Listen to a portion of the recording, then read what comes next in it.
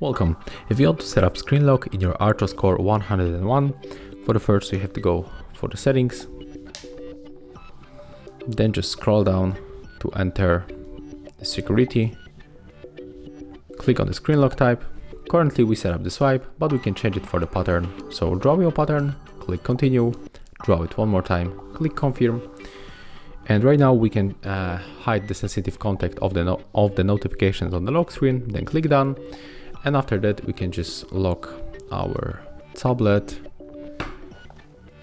And where it is, okay, here we get the power button to lock the device, unlock, and right now just unlock with your new lock method. So that's how it looks. Thank you guys for watching, leave thumbs ups, comments and subscribe to our channel.